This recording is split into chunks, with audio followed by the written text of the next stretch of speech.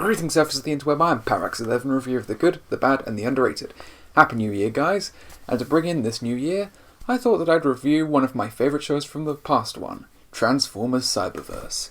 I mean, I still need to figure out which episode of She-Ra to review.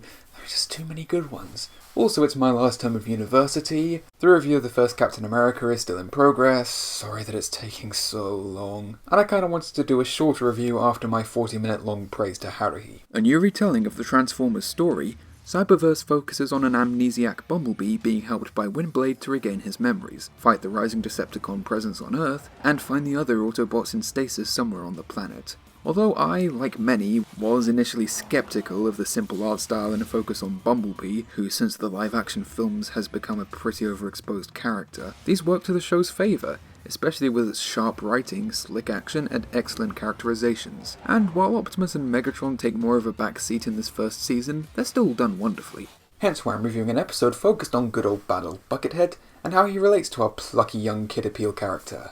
Megatron is my hero.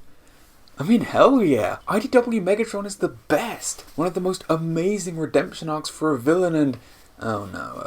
wrong continuity. This episode starts on Cybertron with Megatron in a gladiator match. No better way to introduce our main villain than by having him curb stomp a recolor of one of the hero's strongest bots. Also, wow. For an emotionless being of logic, Shockwave was pretty cool before the war. The gladiator stands alone in the arena against his opponent.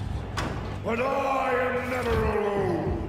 For you, stand with me! So even before he was a villain, he had a cult of personality. Megatron is my hero! He said it! Oh man, will that ever become heartbreaking, or spark-breaking? Later. Windblade, currently in Bee's head thanks to a cortical psychic patch linking them, is naturally taken aback by him praising the evil warmonger responsible for the deaths of millions. She makes him focus on a slightly later memory, where Megs has already entered the political scene, with Optimus, RC and Ratchet among his future Decepticons, really emphasizing how well liked he was. It's not as powerful as him mentoring Orion Pax in Prime, or inspiring him in the IDW comics, but it's an effective touch nonetheless, and I'm glad that Prime and Megs being friends has become a constant, rather than Megatron just being some jerk who shot a random dock worker. From this day forward, we stand together till all are one! And I'm just gonna guess the ones who don't want to be one get pounded into the dirt. Still, dick move on Prime's part for stealing Megatron's rallying cry after they break up. We then cut to some time later, where Prime and Bee are going to Megatron, presumably after them falling out. This is the only real problem I have with the episode, as thanks to its 10-minute runtime, it does kinda jump from place to place a bit. It's easy to piece together that Buckethead's stubbornness and ferocity that made him such a popular gladiator has turned him into a dangerous threat to Cybertron, and that as he gained more power, he desired even more, but it still would have been nice to see some of it. It's preferable to Optimus just stating it, and I'll admit the Cyberverse's pacing is actually very good for a show with 10-minute episodes, actually giving its characters and plots time to breathe. Even the repeated Seeker design works for this story. I know it's to sell more toys, but also showing how Megatron is starting to prefer an army of unquestioning, like-minded followers, as opposed to people who'd call him out when he does something wrong. Also that all the meanest-looking bots joined him, because looks are never deceiving. Boo! The file clerk is here to list his latest grievances. Oh, Starscream, you're just jealous that people actually like listening to Prime's voice, as opposed to tearing out their audio receptors whenever you open your shriek hole. Prime asks for a peaceful approach to change Cybertron, but Megatron is set on violence, immediately turning hostile when Optimus turns down any kind of alliance on his current path. You understand what is at stake and what it will cost. We want the same thing. I'm sorry, but we do not. If you do not join us, you are against us. I will not join you. Then it will be war! For a character who, in theory, and who started off as such a simple bad guy, one of the things I love about the different iterations of Megatron is how much variety they have in terms of what traits of the original character they take and emphasize in order to make him a bit more fleshed out or interesting. The sophisticated backstabber in Beast Wars, the menacing chess master in Animated, IDW's uncompromising megalomaniac turned regretful old man, Prime's sadistic tyrant, and Cyberverse's theatrical warlord. His bombastic declarations make his egomania obvious, but also seems so charismatic and strong that it's no wonder so many people originally flocked to his side, and now how many more would be intimidated into line. Mark Thompson also has a lot of range as the character, managing to be quiet and menacing on top of hammy and fearsome, kind of reminding me of Frank Welker's performance in Prime, which is my favourite performance of Megatron, so that's the highest praise I can give him. Windblade then tries to shy Bee away from a memory, but of course reverse psychology is in full play, so we cut to further in the war, with Bee spying on Shockwave trying to steal the Allspark. I'm sure that won't become relevant in a season's time. Intrude.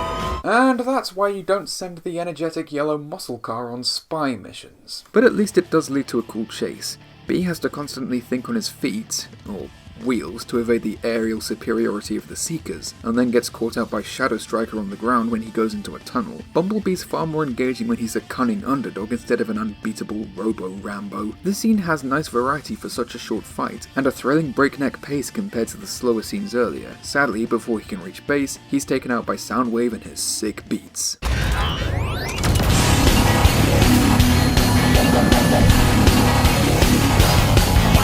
Primus, I wish I was half as cool as Swagwave. They then drag Bee to Megatron, looking over his devastation. Well, they say never meet your heroes. Oh boy, that was horrible even for me. You would have made a good Decepticon. I made my choice a long time ago to stand with Optimus. Yes, and look what your noble leader has done to our world. He's so far gone that he can't take responsibility for the war he started, but is also unwilling to end it in any way that isn't destroying the Autobots and using the Allspark to create a society of Decepticons. Optimus will never let that happen! Optimus will never know, because you will never tell anyone what you've seen.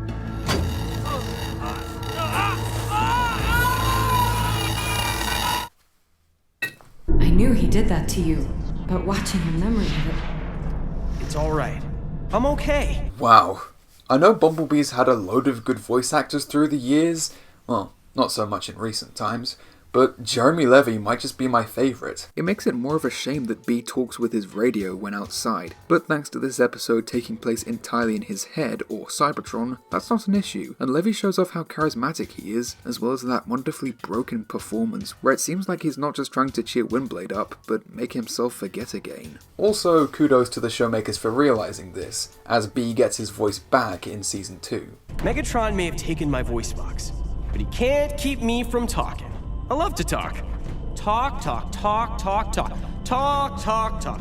Talk, talk, talk, talk. Look at me, talking. Still talking. Talk. I wish Tidal Wave was here, because I ship it so hard. Also, that laugh is so cute. I can't believe I ever called that scrud a hero. Burn! That was Megatron is My Hero. And for a show that's basically meant to be a 10-minute toy ad for kids, it's kind of amazing how many layers this story has. Even if it's not quite up there with the likes of Beast Wars and Prime, Cyberverse is still a more than worthy addition to the Transformers mythos, and this episode is a good showcase of why. For a show many feared would be dumbed down and puerile, it manages to balance a good sense of fun with the darker elements that the war central to Transformers easily lends itself to. Especially noticeable here, given how while the previous episodes weren't goofy per se, the stakes were pretty low. So here gives the writers, voice actors and animators time to shine. Speaking of the cast, while Levy and Thompson are the standouts, Sophia Isabella, Jake Tillman, and Billy Bob Thompson also give strong performances, even if their parts are smaller. Isabella especially is probably my favourite voice actress for Windblade, getting a good balance of her kind but determined nature that's so great about the original character in the IDW comics. I was a little nervous of the series switching to New York voice actors rather than LA talent, but if there's one thing Transformers shows have in common, it's getting amazing voice casts, so I really shouldn't have been worried.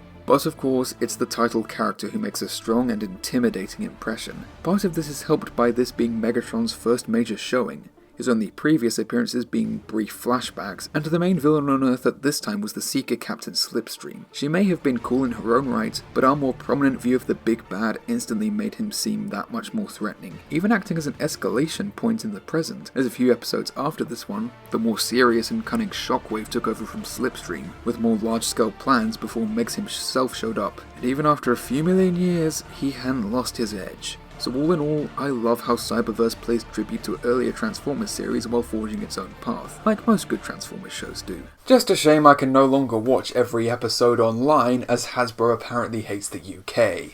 It pays to have friends in high places. And by high, I mean across the Atlantic. Thanks for getting me this episode, Blackbird. Anyway, I'm Parex11. Thank you for watching.